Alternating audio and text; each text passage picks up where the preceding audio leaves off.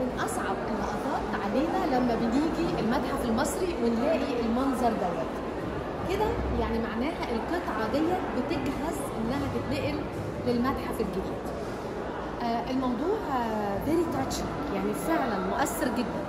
ليه مميزات وليه عيوب زي كل حاجه. مميزاته انك حاسس ان القطعه ديت هتتحط في مكان افضل زي ما احنا شايفين، هتكون هناك طريقه العرض احلى وهيتحافظ عليها اكتر، بس يعني بجد. وهيبقى في مكان نقول فيه للاجانب لا لحد هنا وستوب، احنا عندنا مكان. ليه بقى؟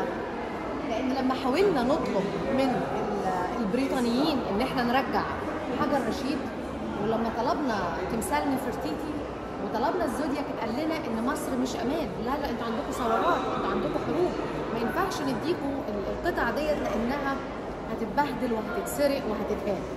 ودي كان من وراها فكره انشاء المتحف الجديد او المتاحف، كم المتاحف الجديده.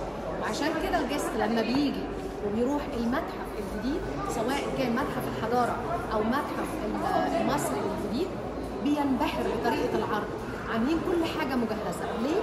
علشان ما حدش يقول انتوا ما عندكمش مكان، انتوا مش عارفين تحافظوا. لا، احنا عندنا امن وعندنا مكان، والقطع هتتعرض بطريقه احلى. طيب ده رساله ليهم. لكن احنا بقى كمرشد لما نشوف القطعه دي ملفوفه كده وبتجهز عشان تتشال، بنحس ان يا جماعه المتحف هيفضل. طب احنا نيجي بعد كده نعمل ايه؟ طب ده يعني خلاص معظم القطع المهمه والقويه اتاخدت واتنقلت هناك، فبيصعب علينا انها حته مننا، لان تعتبر فعلا كل قطعه انت ليك معاها موقف وتاريخ، وبيصعب عليك انك هتيجي تاني مش هتلاقيها، وبتتضايق انك بتقعد وقت اقل في المتحف. انا ندائي واتمنى من اداره المتحف ان هم نخلي بالنا من القطع ونحطها بطريقه ما ينفعش يوصل لها اي حد من الزائرين. انا هوريكم شويه فيديوهات مهزله، الناس بتقرب وبتلمس من كتر انبهارهم، بيحاولوا يلمسوا القطع، بيحاولوا يحطوا ايديهم في الحروف عشان يشوفوا ده معمول ازاي. فاتمنى ان احنا نعرض بطريقه ذكيه علشان مفيش حاجه تتكسر او تبوظ.